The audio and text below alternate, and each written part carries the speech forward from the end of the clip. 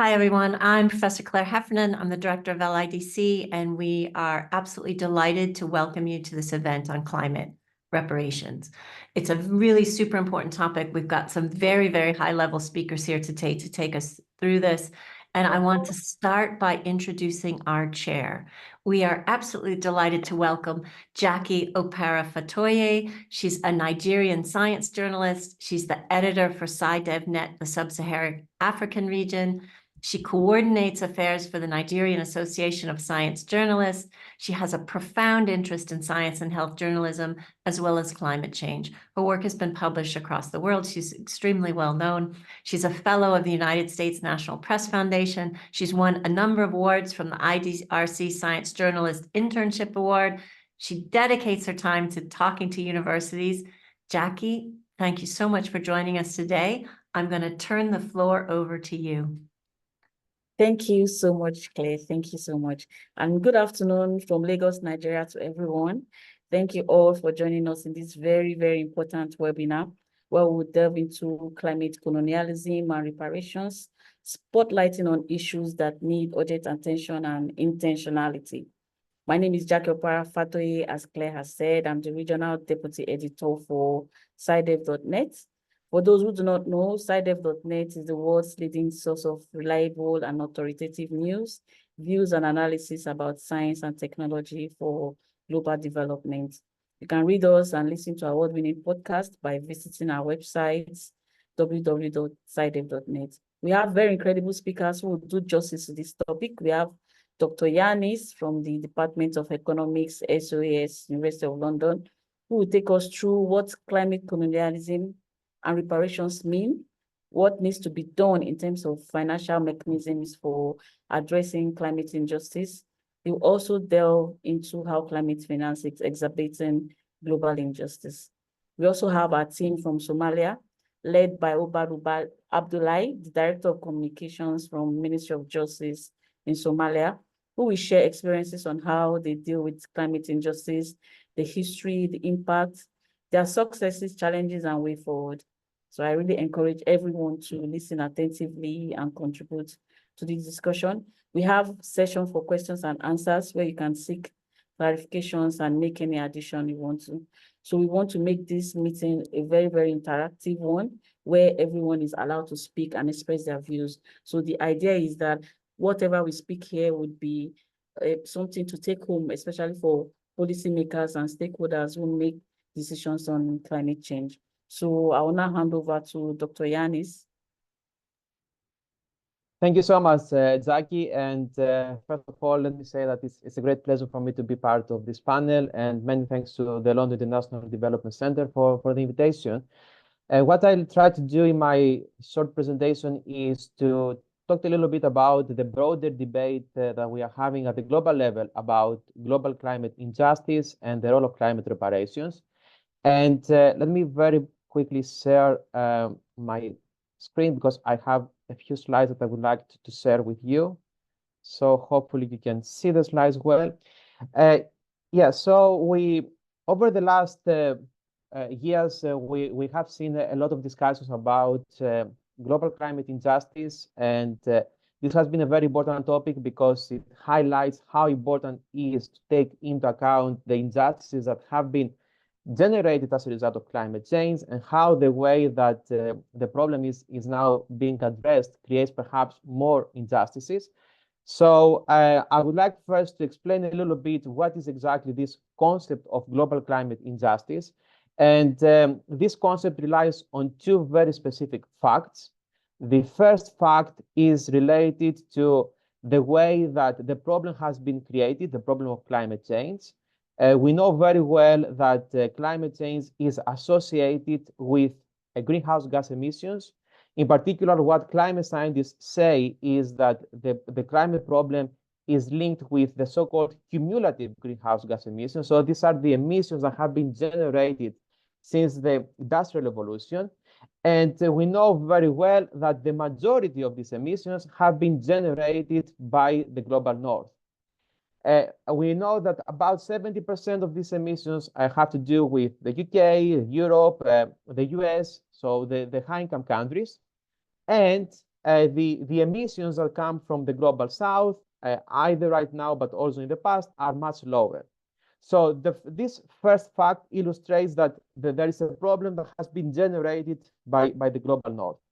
And the second fact we need to take into account in order to understand this concept of global climate injustice is that climate damages have affected so far much more countries in the global south compared to the global north.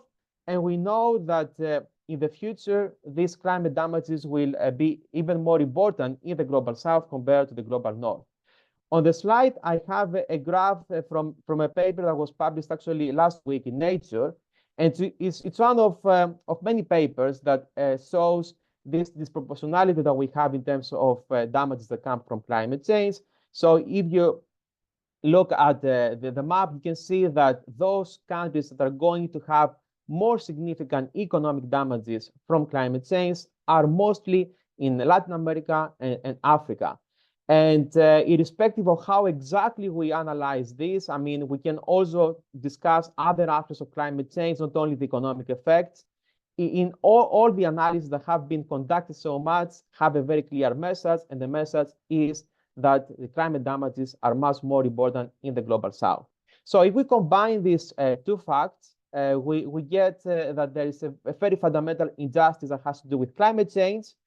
And we have used the concept of climate debt in order to capture this injustice. So climate debt refers to a debt that the global north owes to the global south because of the fact that it has generated all these cumulative emissions. And we need to find a way to deal with this debt. Now, in the 1990s, there was a discussion about that in climate negotiations in the United Nations Climate Convention on Climate Change. And we had this concept of common but differentiated responsibilities receiving a lot of attention. And this concept accepts that we have this injustice, that we cannot have the same responsibilities in terms of dealing with climate change, given that the problem has been created in a different way around the world. And based on this concept of common but differentiated responsibilities, we need to organize our response to climate change in a way that is consistent with justice.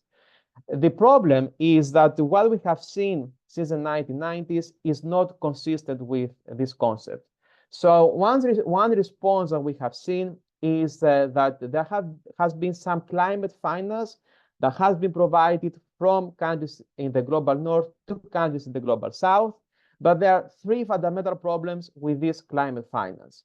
The first one that I have on the slide is that the level of finance is very low. So it's still below $100 billion on an annual basis, which is very, very small compared to the needs that we have in the global south in terms of dealing with climate from the perspective of adaptation, but also in terms of dealing with losses and damages. The second problem is that the majority of this finance is in the form of loans. So we have that finance is provided, but this finance contributes to the accumulation of debt in the global south, and therefore it makes the problem worse. And the third problem is that only a small proportion of this climate finance is about adaptation. And adaptation is important because it's one way through which we can have some reductions in the negative effects of climate change. Most of the finance has focused on mitigation. Mitigation refers to everything that we do in order to reduce emissions. And this doesn't take into account what I said before about the climate debt, because the main priority in the global south should be to address the effects of climate change, and climate adaptation is one way through which we can do that. So we have these three fundamental problems, and I don't think that we have seen anything very encouraging recently in order to say that these problems will be addressed based on how climate negotiations are going. On top of it, we have another problem, which is related to how climate finance, and in particular private finance, is now trying to deal with climate change in a way that creates more problems than the solutions that perhaps we can have from climate finance. So I have three specific ways through which climate finance now perhaps makes the climate injustice more important than what we already have. The first one is related to how the global north is trying now to reduce emissions. I call this decarbonizing by exploiting. So one way to think about that is how we generate renewable energy in the global north. So one way to do so is by relying more on solar panels, by having perhaps changes in transport, for instance, electric vehicles. And the very significant reality behind that is that we need to rely on specific materials like nickel or lithium, and these come mostly from countries in the global south.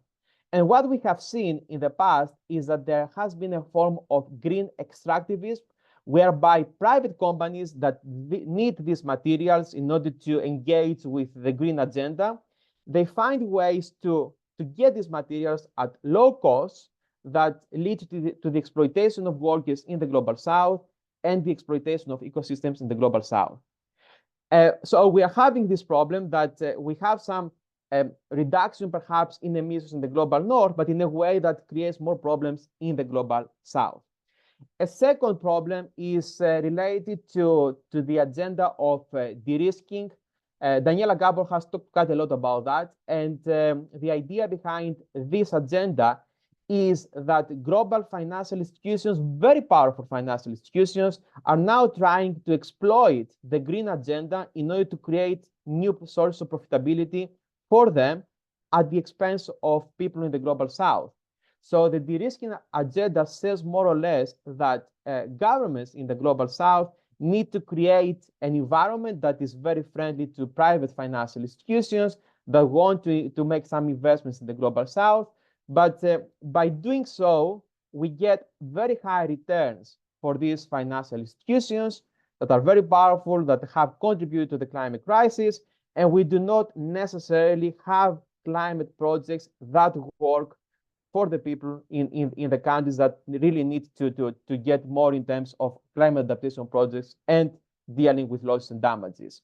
So by focusing on the private sector and by having some policies that are very good for finance, but not for people in the global south, we have seen that these injustices that I mentioned before are becoming worse. And third, we have this problem where now some financial institutions are trying to protect themselves from climate change without really caring about the implications that this has for the global south. To give you some examples, there are countries that, based on the map that I presented before, are facing a lot of climate vulnerability right now in Asia, in Africa, in Latin America, and these countries are facing the problem of being considered too risky from credit rating agencies. So I have here a map from Moody's which shows how they might downgrade countries in the coming years, given that these countries are more exposed to climate change. And what this is going to do is that it's going to create a higher cost for finance for these countries that do not have a responsibility about the climate crisis, but now they are facing all these very, very negative effects. And by doing so, credit rating agencies exacerbate the problem. So instead of finding a way to deal with the injustice that I mentioned at the beginning, we are now having some initiatives in finance that make the problem worse. So when it comes to potential solutions, we have seen a lot of proposals recently, and I would like to refer to some of those before I talk a little bit about climate reparations. So there have been proposals about having some debt relief in countries that are suffering from some climate events and they have to spend more money on climate. I think this might be a little bit useful in some cases. The problem is that debt relief programs do not take into account the climate injustice. We have that in some cases, some creditors agree to participate in these programs, but they don't do that from the perspective of having a responsibility about the crisis. And in most cases, also, these debt relief programs don't change significantly the financial problem. Then we have this discussion about debt for climate swaps. The idea behind the debt for climate swaps is that some creditors might accept not to get back their money as long as a government in a country in the global south promises to engage with a climate adaptation or mitigation project. Again, this might be a little bit helpful in some cases, but we don't have that there is a climate justice perspective that those who have provided money to these countries have a responsibility for the crisis. And sometimes this is considered to be a kind of a philanthropy from global north investors to the global south. So I think the starting point of this is very problematic. Now, in COP28, we had this agreement about the so-called loss and damage fund. And someone could say that this might be helpful, maybe, but the problem is that the participation of countries from the global north in this fund is basically voluntary. So some countries have made some commitments in terms of providing some grants to the global south in terms of supporting the coverage of losses and damages that come from climate change. And the other problem is that this fund will be driven by the global north again. So the interests of the global south I don't think are going to be taken seriously into account. So again, it's something that can help a little bit, but it's not going to address the fundamental problem. And this is why we need to have this discussion about climate reparations, because climate reparations have as a starting point that there has been an injustice, there has been a damage that has been created by specific countries to countries and people in the global south. And it's not that there is a choice for these countries to the global north to support or not the global south. There is a responsibility based on a very clear fact, which is related to what I said before. And in terms of how we can have these climate reparations in practice, I think there are different ways. And I have 2 examples on the slide. So one way is to just say that there will be some fiscal transfers from the global north to the global south based on the damages that have been created, based on the damages that will be created in the coming years. And this means that then governments in the global north need to make a commitment that they will provide these fiscal transfers. They should already provide transfers based on what has happened so far, but we also need to think carefully about what is coming, because the reality is, unfortunately, that we are on the pathway that will lead perhaps to more than 2 degrees, and all the problems with droughts, with heat waves will become worse. But I think we also need to consider other ways to provide climate reparations. And what I would like to refer to is to what happened after COVID-19. After COVID-19, the COVID-19 outbreak in 2020, many countries in the global north used what we call money creation from central banks in order to provide a lot of money to the economy. So the US did that, the UK did that, Europe overall used this money creation process from central banks.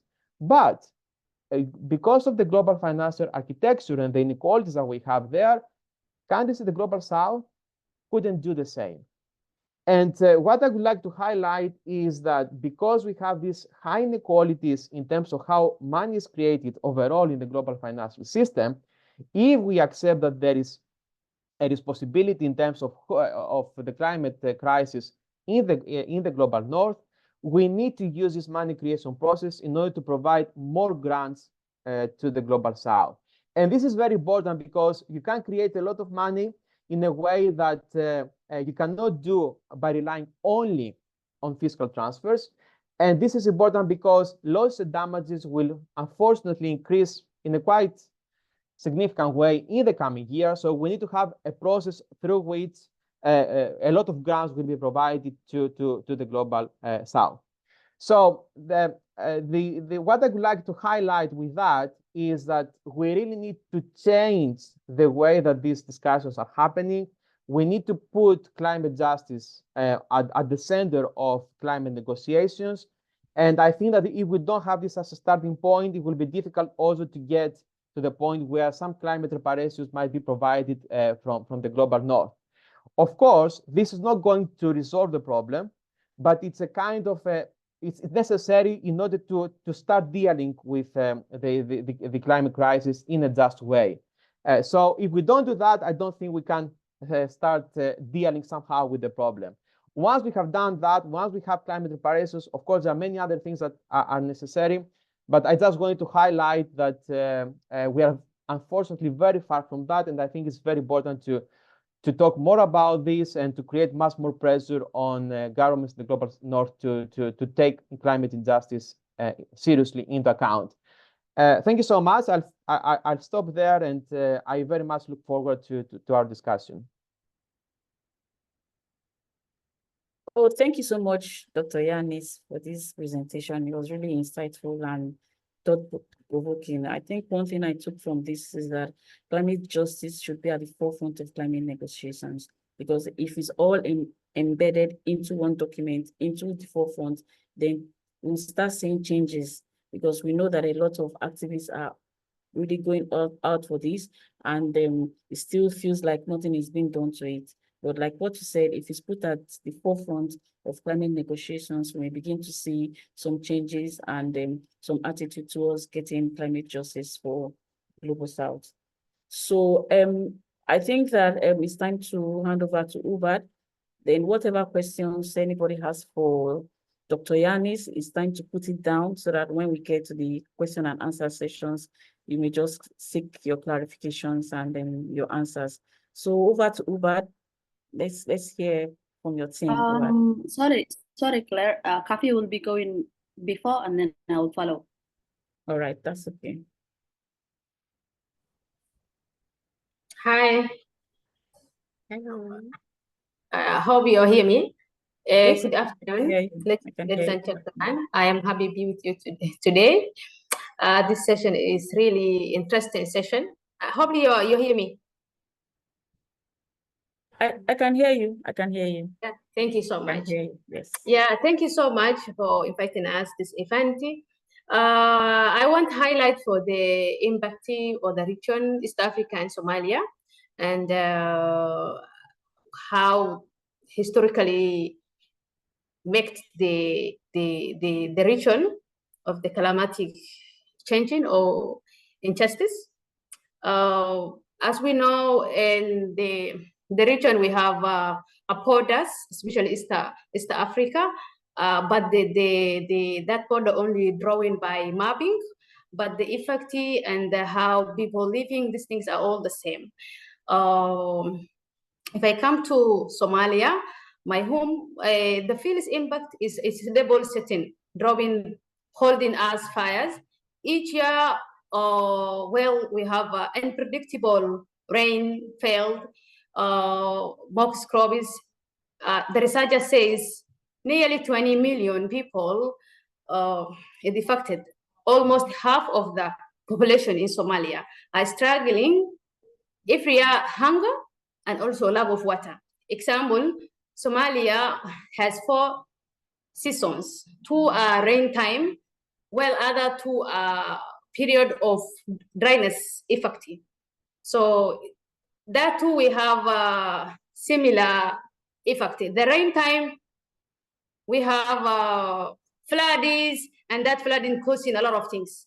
Dying, displacement, town to town. We can say Somalia, we have the largest in internal displacement people for region to region, country, city to city. So the dynasty time, people who raise the animal, they lost the animal, lack of water, lack of green animals, they don't have anything to eat. So that the effect, the climatic change caused to Somalia, normally different season we have that similar situation. Almost it is a negative for every year. So that those are just not numbers. These are families, these are future hanging the balance. So we have that kind of impacting. We also have infrastructure neglected. We know Somalia, 1991, we lost the central government and the country undergo the civil war. There is no infrastructure can support the environment. And we know if there is no full infrastructure, the country, the climatic will harm for the life of people. And now the government does not spend much to build that could help for the environment, and also community, they cannot make their own contribution to support the infrastructure. There is no money projects that can support also infrastructure. So that there is a lack of infrastructure that also make more impact with the climatic. There is also what we call social and economic, politically consequences. More, there is a social and economic consequences that cause a lot of impact with the countries. There is a damage to the environment, has serious effect on the Somali economic society, since most of the people, they depend on farming, raising animals. We have that two large community. People who depend on farming and who raise the animal. So that's maybe 6 months of the year, raining time, people who making farming, they raise a lot of challenge. They wasting their crops and everything because of floods. And the people who raise the animal, the dry time, they lost their animals because of lack of water and lack of greatness. So that is the way they affected social and economic. And normally Somalia, we have that two more life: farming, raising animal. We can say 70% of the population. So that cause, water is reducing, food availability, and that way people making livelihood to poverty, forcing people to move their cities. So searching for better life. So that's why we have internal displacement. A lot of internal refugee come, and we can say every city we have internal displacement people. A lot of come is people who run away their families, rural area, people who raising their animal, they come to the town for seeking for life, which is really too bad, and cities can't handle all the people. So, however, it's important that Somalia didn't contribute the climatic change. We haven't released much fully enriching country. People, we are not ready for that. The situation right now we are, because still we have under issue of security issue. As whole people knows, like our security still is not sustained. We still have a problem. So we are facing the worst effect of these changes. I say, like most of people who advocacy for climatic issue, they say this is not the fair. We know it's not the fair, but we can say like we need more than people to understand. There is many things in a region, especially Somalia, we need to understand our situation. If there is maybe people to understand how the climatic injustice or climatic changing affecting or damaging our lives, our countries, our infrastructure, and our source that people who have producing or producing people. So we need real situation reparation. And I hope my friend Ugbat will discuss more and what we need and how we need, and how to recommendation Somalia should be. But before I go there, I can say the damage of the climatic change right now caused in Somalia. It's just like not gifting, but it is something like lack of preparation, lack of policy, lack of like people are not understanding. We can say like even the Somalia last 3 years, the people some of people understand this is the huge issue in the whole world. And Somalia is one of the countries who is really vulnerable for the climatic change in the region. So that thank you so much for giving me time and listening. I will hand it to Ubat, so she will continue more. Thank you very much, Kafia. And thank you all. And thank you, London International Development Center, for inviting us. I'm Ubad Noor Abdullahi, Director of Communication, Minister of Justice, and Deputy Chair, IGAD Youth Peace and Security Council. Me and Kafia are representing Minister of Justice. We are indirectly linked with the climate change, but Minister of Environment and Climate Change is mainly linked with the overall field. But we have actually received help and support documents from them to, point out the things that we want to include in our speech. So we wanted to focus more on the generic historic background and effects, and then reparations, like recommendations for reparations in the Somalia context. We're not field experts, so we hope the questions could be like more generic. And I also feel like we need a session that's way deeper and focusing in Somalia only, so that we can discuss deeply and invite environmental specialists that know in detail the situation of Somalia. So I'll continue with the reparations. And Kavi already highlighted the historical background challenge. So as we heard, Somalia has minimal historical emissions, carbon emissions, yet devastating climate impact is seen widely. This is why reparations are not a just handout, but a lifetime, but they are a lifeline. So the current support for Somalia is a drop in the bucket compared to what's needed. We need a more comprehensive approach, a focused framework for reparations in Somalia, which could consist of the following points that I might highlight. So firstly, in Somalia, the most important thing is we need immediate financial aid and debt relief. It's very important and vital. Just imagine resources used to repay debts could be used for building irrigation systems, stock food banks, and invest in renewable energy. That's the power of financial support. Secondly, technology transfer and capacity building are very important and needed. Most of the people in Somalia rely on farming and livestock, and they lack a lot of capabilities to do those jobs. And the climate change and impacts is also weakening their ability, their traditional ability. So they need technology transfer and capacity building. Imagine farmers using cutting-edge tools, to predict rainfall and grow drought-resistant crops. That's what causes to green technology can achieve. So we also need to empower our communities with knowledge through climate science education, so that they can adapt and thrive for generations to come. And the third reparation needed is infrastructure and policy.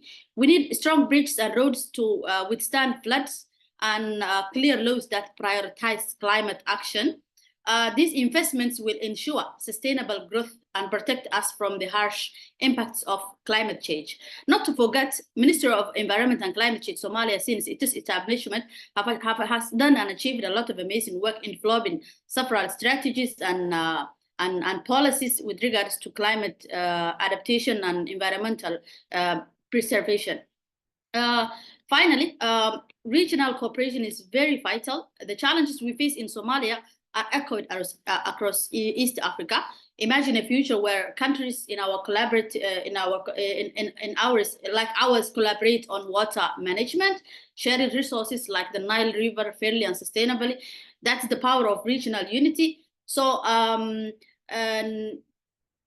when it comes to the climate colonialism in Somalia, it's mainly mentioned that the blue economy, like fish and what is in the sea, is usually looted by foreign countries. So and also it's always mentioned in a lot of reports that industrial countries bring their residue poisons and things to our seas. It's usually seen by the locals. So if I go back to infrastructure and policy development part, the Somalia needs a strong research center or capability so that they can do research and outline and know what are the effects and what's being done. There's no accurate information available how big or wide the problem and the climate impact is. So focusing more on research so that we can know what action is to take and how deep the problem is also very, very important and vital. So in conclusion, the fight against climate colonialism and the call for reparations are more than just historical justice. These are the cornerstones for a resilient and vibrant future for Somalia and for all of East Africa. So thank you all for your commitment to climate justice and for your participation. That will be my part, and I'll hand over to Chucky. Thank you very much, Chucky. Thank you so much, Rupert. That was really interesting. And I would like to say that the experience shared by Rupert and Ime is an example of why it's important that climate justice is at the forefront of climate negotiations. Like in clear terms, justice suggests that the global North countries have a higher responsibility for reducing emissions than the global South countries, and they need to support global South countries that suffer from the effects of the climate change, like the Somalian example that we have just heard, which is a similar experiences of many countries in the global South, like Hubert has just said. So another thing she said that I would like to point out is that reparations should not be a handout. That's very important to note. And we have some questions that have come in, and Kene is asking for Dr. Yanis. He has like a question and sort of briefly talked about on how the power structure in the global financial. The question is for you, Dr. Yanis. Kene is saying that you touched briefly on how power structure in the global financial architecture. But it seems to him that justice is only possible in a context of balance of power. Given the present hegemonic structure that is favorable to the global North, the question remains, who and how to hold accountable for climate justice? Who will be held responsible, accountable for climate justice? And to him, it seems that the culprit is too powerful to be touched. So I don't know what you have to say about that, Dr. Yanis. Yeah, I think it's a very important question, and of course, it's very challenging to think how we can change the current power imbalance. But if we don't change the power imbalance, we will continue having the same problems. So I think what is first of all very important is to make sure that people in the global South have space in order to explain what they think is important for them. And I think they haven't been given that space, for instance, the climate negotiations. So the first thing that is very important is to make sure that from a justice perspective, and I'm talking about participatory justice, is very important to have the voices and the perspectives of the global South in climate negotiations. Now, the problem is that in many cases, we have that there is some space that is given, but is given in a very specific way from the global North, and I don't think that the voices are properly heard. This has to do with the power that the financial institutions and the governments have in the global North, and we really need to engage with having more activism that is trying to highlight the problem, is trying to support the voices from the global South, and I think we all of us have to contribute in order to make this happen. It's not going to be easy because it's a political issue, but I think having discussions about the importance of climate justice, having discussions about getting these perspectives, for instance, what Ukbat and Kafia said about what is important for Somalia, we really need to have this in the discussions about climate negotiations, and priorities should be given to the voice from the global South. It's perhaps easier to say that than doing this because of the power imbalance, but this is why we need to have as a starting point the fact that there is a history with colonialism, that is now extending to climate colonialism, that there's a problem with climate injustice. And if we have that global north countries are pretending that they are dealing with the problem by just having some projects that they support in the global south, I think this should be a very clear no, that this is not how the problem is addressed. The way that the problem should be addressed is much more fundamental, and we need to understand what is happening in the global south and start thinking in a very different way for the problem. So I don't have a good answer on this in terms of how we can change this global distribution of power, but I think it should be the starting point, because so far we have seen a lot of small changes in climate policies, and we haven't seen something much more fundamental that says that we really need a very, very different approach. Thank you, Dr. Yanis. We have some couple of questions coming in again. I think anyone can answer this. This question is about non-market approaches. So David Jordan is asking that non-market approaches doesn't seem to get the same political or financial attention as carbon markets due to dominance of the global north in discussions. How can we change this? Would reparation fit into Article 6.8 of the Paris Agreement so it can have a clear place for UNFCCCs? Can you take that, Dr. Yanis? Yes, sir. I think the point is right. I mean, in the United Nations Framework Convention on Climate Change, we have this recognition about the differentiated responsibilities. And someone could say that in principle, based on this convention, we can go ahead and put climate justice at the core. The problem is that the political debates that we are having about that and the way that the negotiations are evolving do not, I mean, global north countries don't want to accept this principle. So unless we have a very clear pressure based on what we have seen in the past in the United Nations Framework Convention on Climate Change, that we cannot discuss, for instance, loss and damages if we don't have as a starting point climate injustice, unless we make that very clear, we're not going to see a proper solutions. So what I would say is that we cannot have that the markets are going to solve the problem, because markets do not use as a starting point climate justice. What we have right now with carbon markets is another form of exploitation. And just to mention another example, which is related with countries, for instance, that have forests, or Brazil or Indonesia, what we see right now is that there is an appetite from fossil fuel companies in the global north to have a market about carbon offsets, because they want to continue burning oil and gas, and at the same time to have carbon offsets. But carbon offsets actually create so many problems, because people who are close to the forest in the global south have to do things in order to justify some payment. So the market is not going to resolve that problem. If we don't accept that the emission reduction is primarily the responsibility of the global north, and then if we have a market that is going to deal with that, this market is very likely to create more injustices. So yes, there is space to rely on this framework that we already have in order to argue in favor of climate justice, but we need more political pressure on the global north in order to change the way that they're dealing with the problem.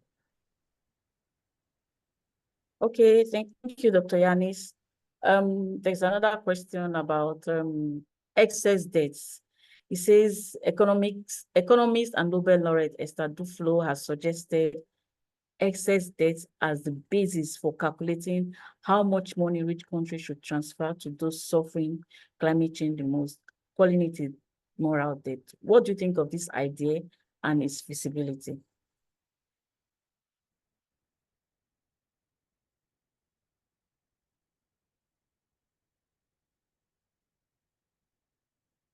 I'm happy to just to briefly talk about that, but I don't know if Ugbad or Kafia would like to say something. Perhaps I could connect this a little bit with what Kafia said.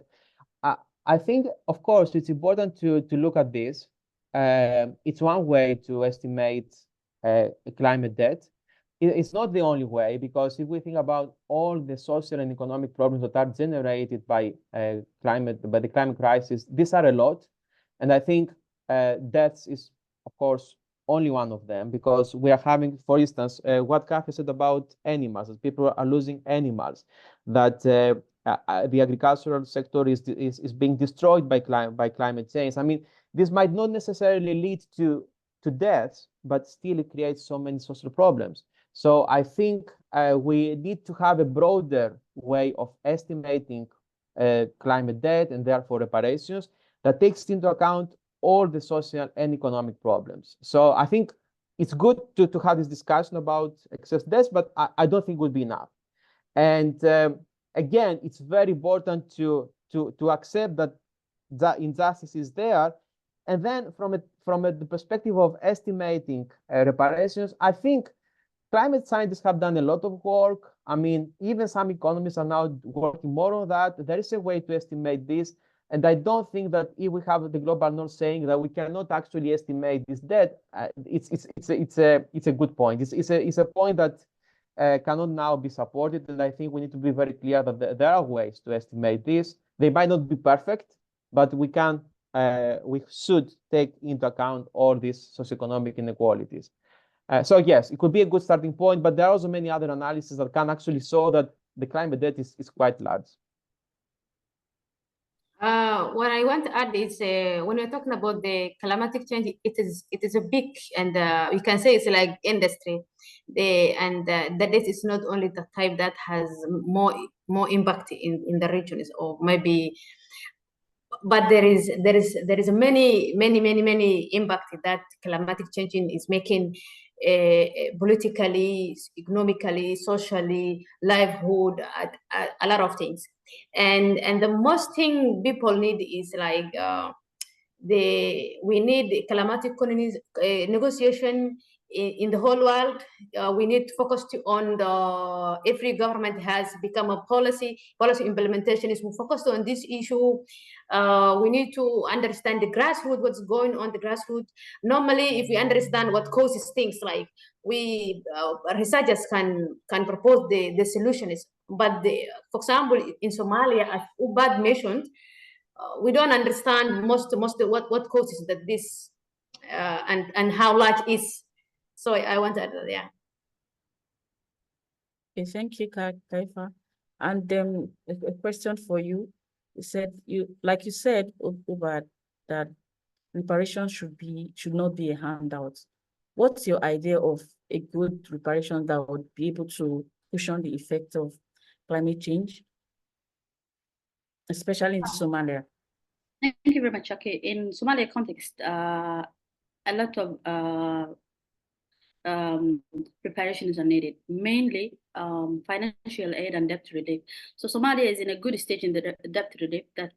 That debt has hindered our ability to do a lot of things, implemental things, for so long, and we are grateful for the current government that they are doing an amazing job and moving forward step by step. So financial aid and debt relief is very important. And the second important thing is capacity building, to capacitate the rural and local people so that they can adapt with the climate change, so that they can be able to farm effectively. They can be able to be more effective in their day-to-day activities. Those things add up in a big lump sum, and then contribute to a better future. Most of the disasters and problems is caused by lack of capacity and understanding of the local.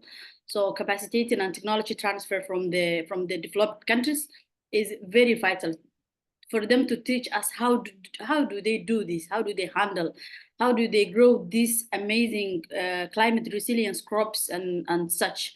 And more importantly, me and Kafi were discussing the other day the title of the event itself, climate colonialism, and we were like, maybe let's say more climate injustice.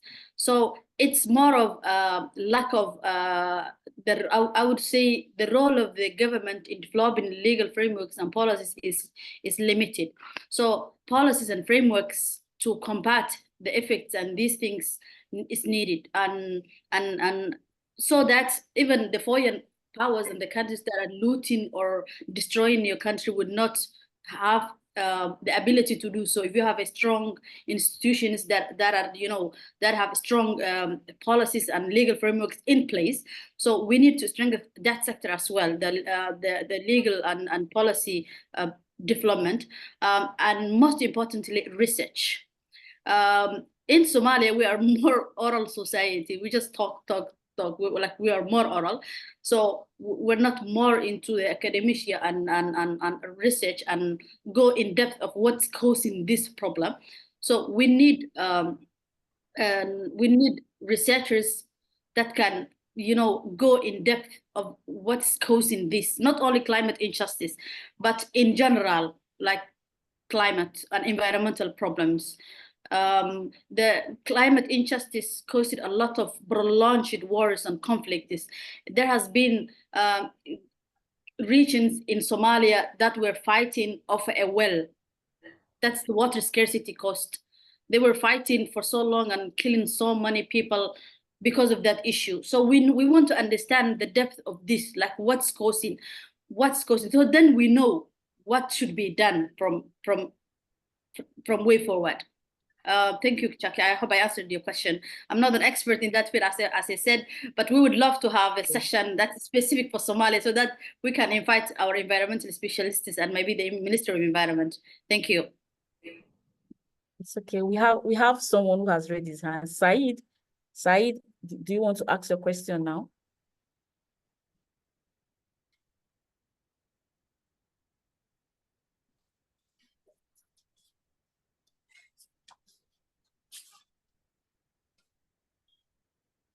Hi, Said. Can you hear me? Do you want to ask your question now? I guess it's not ready for that question. So let me go ahead and ask the next questions that we have here. I think Gilson Ibrahim is asking a question regarding the role of IGAD, Center for Excellence for Climate Change Adaptation and Environmental Protection, IGAD, in Mogadishu. Mogadishu, yes. Yeah. So as I don't know, can you answer that? Yeah, Okay. I can try. As far as I know, IGAD Center for of Excellence for Climate Change Adaptation and Environmental Protection in Mogadishu it plays an important role in addressing climate and environmental change in the Horn of Africa. One of the things they do is research and knowledge sharing, capacity building, policy support, promoting regional cooperation and resource mobilization, helping secure funding for environmental and climate-related projects. I've read a while ago a policy brief about loss and damages of Somalia they made. Policy brief of Somalia loss and damage assessment. So the center is the place that advocates for reparation. The reparations that we are recommending, such centers are the ones who work on it as much as I know.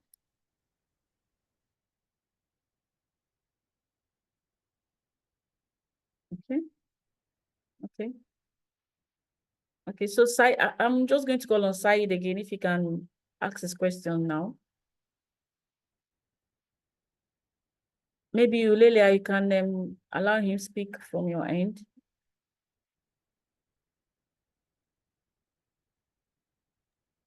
Maybe he can type if you have any question or recommendation. He said I'm speaking, but nobody can hear him. Yes, that's what he says, that he's speaking, but nobody can hear him. Yeah, you can just type in your questions or recommendations or comments, whatever. Unmute. Okay, can you guys hear me now? Oh, yes, we can hear you now. Oh, finally you give me permission to speak. Now my questions can hopefully be addressed. By the way, thank you. And this is the first time I've attended. I've learned a lot.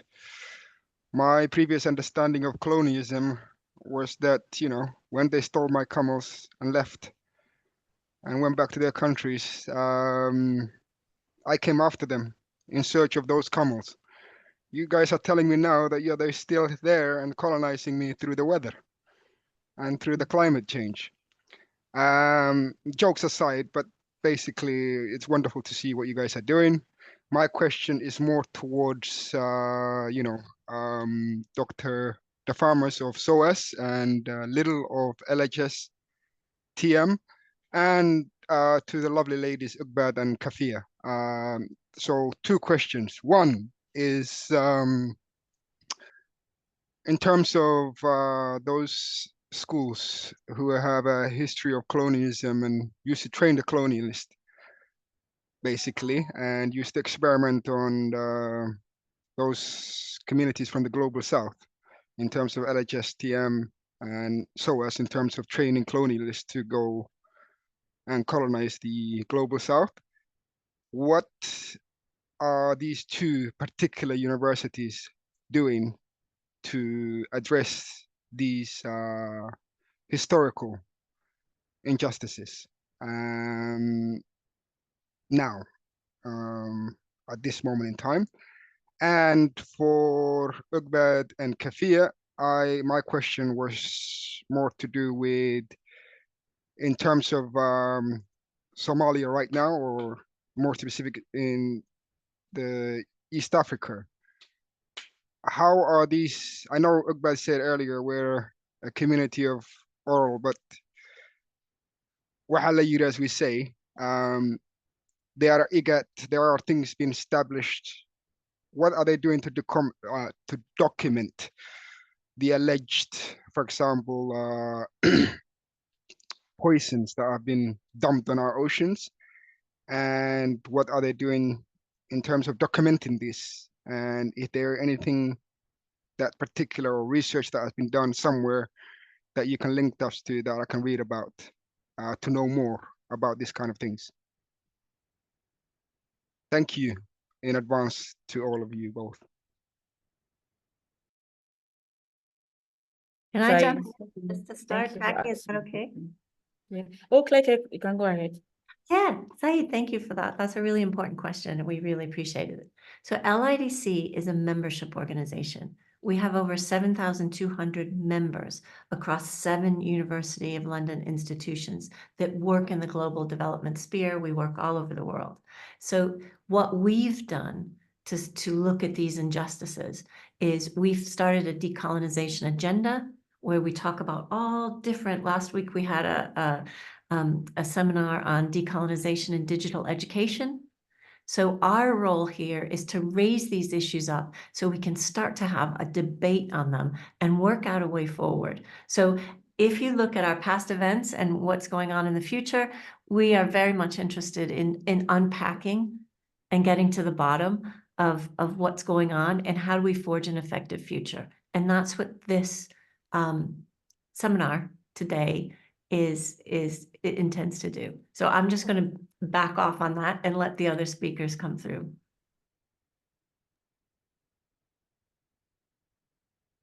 Thank you, Claire. Thank you, Claire. Does anyone want to go ahead with other questions that Said asked?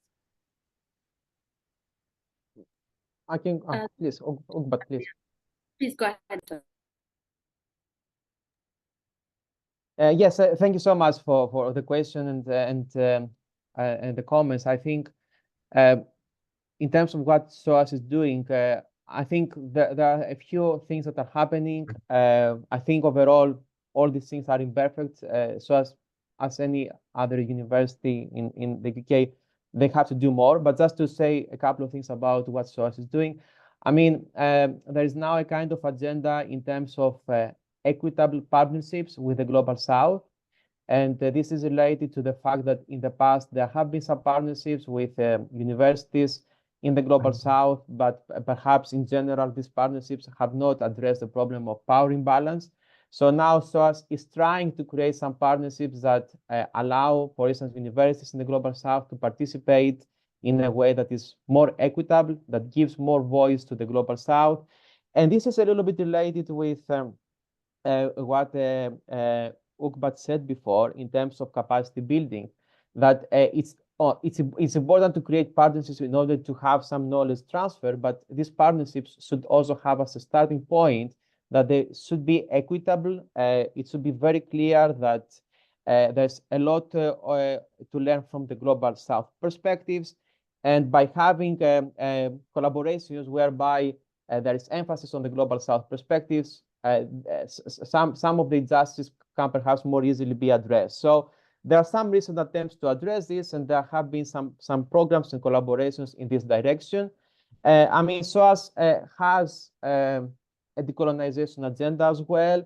I think there are things that need to be improved, of course, in terms of how this agenda is promoted.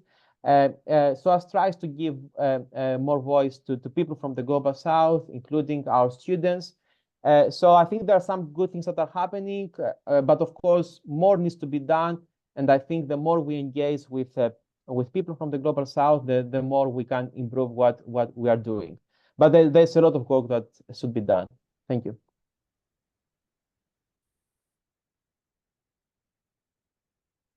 Okay. Ubad wanted to say something earlier as well. Yeah, thank you. Said asked about the hazardous waste that's dumped into our oceans. That's always been talking about what did this center did about it, like. So I'm not in a position to answer that question. I think I'm not familiar with what has been done about that specific title, or what is the achievements this center has achieved. But in one of the roles and the tasks this center is supposed to do is research and capacity building and such things. So I believe there might be some things under the ground, and the center is quite new, I guess, if I'm not mistaken. So maybe we both look for that information. I'm sorry about that. Thank you. Okay, that's okay. We have just about 40 minutes left. Then there's a question from I'm not sure if Leticia. Kafia has anything to say with regards Well, to Kafia, that. do you have anything to say? That's okay. Kafia, Not, do you have not, anything? not much. And also, each question is part of like if they do any papers from the Foreign Sea in Somalia. As Ubat says, like it's still there is no organization who just do that research or make any papers. But there is that is a big gap that we need to focus on as Somalis. Saeed, thank you so much. Okay, thank you, Kafia. Thank you so much. Then we have a question Sorry, from Leticia. to interrupt as well. So yeah, it's one of the recommendations we made, that we need strong research. I've actually looked for that title and topic as well, and I've asked it around even the environmentalists. So there's like limited or like close to zero information about the hazardous waste being made and any research being done in that regard. Yeah. All right, thank you, Bart. So we have the question from Leticia again. She's asking, what do you think about the possibility that including poverty in the SFC climate model? Dr. Yanis, you want to take that? Yeah, so this is, I think, about to focus the modeling. So it's about economic modeling. And I mean, there are ways, of course, to incorporate some climate justice perspectives to economic models.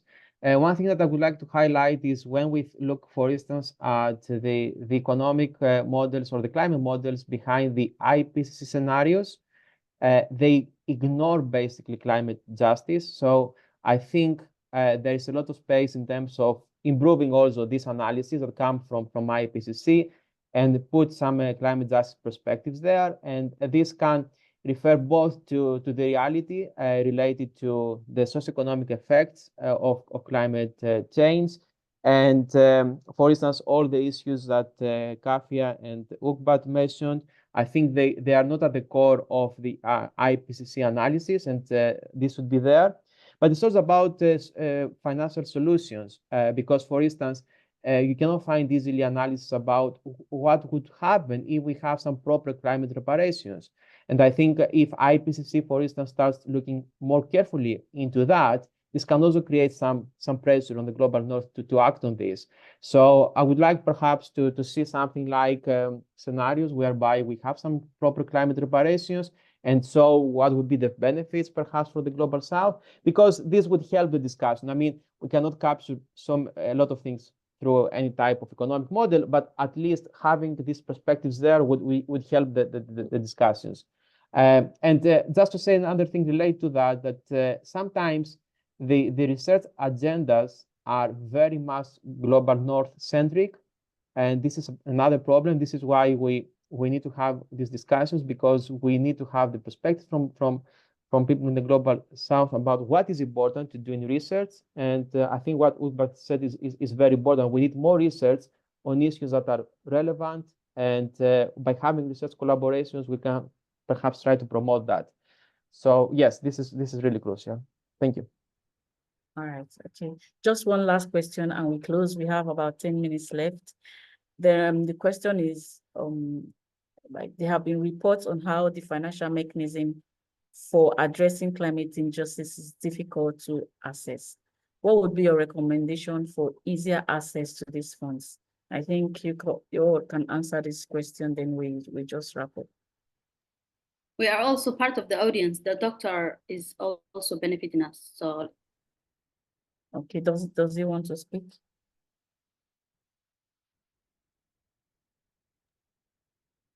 Dr. Yanis, Yes, sir. So in terms of the assessment, I think we need to have an assessment that captures all the different perspectives. And the reason why I'm saying that is that sometimes financial mechanisms are assessed mostly based on economic perspectives, which I think is important, but it's not enough. So it's very crucial to have a proper discussion about how a specific financial mechanism can help addressing some social issues, inequalities, first. Second, how it can address some environmental issues, specifically because we need to assess, for instance, how a specific program can address some water supply issues, which is at the end of the day important also for the economy and social issues. But we need to have also the environmental analysis. And third, we also need to look at how this affects the everyday life of people.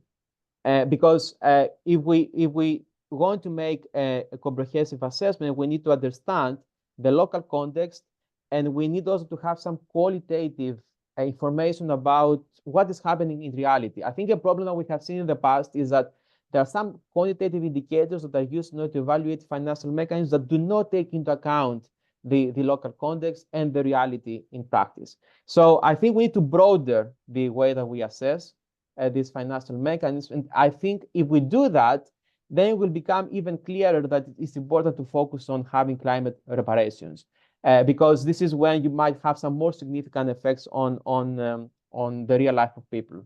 So we need a comprehensive assessment. I think there is a potential to do that. There's some resistance perhaps from economists, which is bad, but we need to move forward and try to incorporate all these perspectives into these assessments. Oh, thank you very much, Dr. Yanis. I would say even as a journalist and an editor, I've had new information with this webinar. I have a lot of new information coming from Somalia. I know that a lot of these experiences are the same thing in even West African countries, sub-Saharan Africa countries in general. So it is not new to me what you are saying, but it's good that we continuously talk about these things so that people will understand. You know, sometimes when you are not in the shoes, you will not know how it feels. So I think that we'll continue the conversation wherever we are on the importance of, you know, climate justice, climate reparations.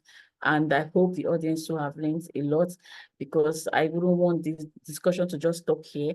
It is a topic we'll continue talking about, especially as it affects people in you know, very low income area where they depend on farming and for their living. So these are the people that this climate change affect the most. And it's important that if we have a voice, we continue to speak up, so that we'll enlighten even people, or be able to convince even the global north on why it's important that these steps must be taken, you know, to bring about climate justice reparations to communities. And then, you know, we hope that with this new information, we'll be able to spread the word and ultimately will bring solutions that will improve livelihoods and people in communities globally. And also that policymakers are able to listen to this and then listen to this webinar. If we are able to, I know that the webinar will be available on YouTube early next week. So we can as well try to share it as well, so that a lot of people, as much people as possible, can listen to it and learn some lessons and have new information on what have been discussed here. So I think Kafia is raising up here. Kafia wants to say something before we close. Yeah, I want to add on one thing, like you've mentioned, like the vulnerable people, who is the most vulnerable to the climatic change. This is the reality. It is the factor. And East Africa, we have evidences. People how they mess on their life. Imagine some people who have big farm, and he's waiting for harvesting his farm, and then after rain coming, there is nothing, zero, and he needs to displace to another region with empty hands. This is environmental issue. It is big issue, and it may seem mass in the world, especially East Africa, Somalia. We need to focus on the grassroots, the causes, and I encourage to people who advocate this environmental issue. They have to take a role that they can advance, and at least they make more awareness, people to understand what's going on. It is damage. What's going on, it is a death. What's going on, it is something like a huge problem with the world, especially people who have not having sustainable government and strong government who can do something for their societies on East Africa. So that's what I want to add. Thank you so much. Jackie, I would also like to add a few comments on your suggestion. At the local level, it's very important to have a strong advocacy and awareness campaign, so that the people of so that the local understand this is the reality that we are living with. Most of the world is aware of the impact and the dangers of climate change, and the climate's changing, and there's a lot of negative impacts coming from that. But in Somalia, a wide majority, like a lot of rural people, believe that this is caused by natural disasters from God. Like spiritually, they believe that this is a curse or something. So that's how far behind they are. At a local level, we usually, see a lot of initiatives by the youth. There is a lot of beach cleaning campaigns, to remove all the plastic around the beach. There is a lot of green in Somalia initiatives that's started by the Ministry of Environment, Minister Khadija. There's a lot of amazing job the Ministry of Environment is doing, and to keep from there, like to go ahead and increase the campaign and make it more social media campaigns. Since the young people are usually using social media a lot, it's very important to localize the efforts of raising the awareness of the people, so that they can understand the impact of this, and so that they can be part of it, so they can adapt it. All right. Yeah, thank you. Thank you so much, Robert. Thank you, everyone. And I want to especially thank the London International Development Center for organizing this. I think it's very important that we have a group of people that are in the forefront of raising conversations like this. And I don't know if Claire has anything to say, because it's going to be bye from here. Yeah, no, I just want to thank you. What an interesting conversation with some really thought-provoking questions from the audience. And thank you so much for your participation and your time to everybody. Thank you, everyone. Thank you for coming. Thank you for participating. We really appreciate this. And we hope whenever LIDC calls, we'll be able to say hello and attend as well. Thank you so much, everyone. Bye-bye. All right, take care. Thank you. Thank you, Dr. Yanis. Thank you very much. Bye-bye. Bye-bye. Thank you.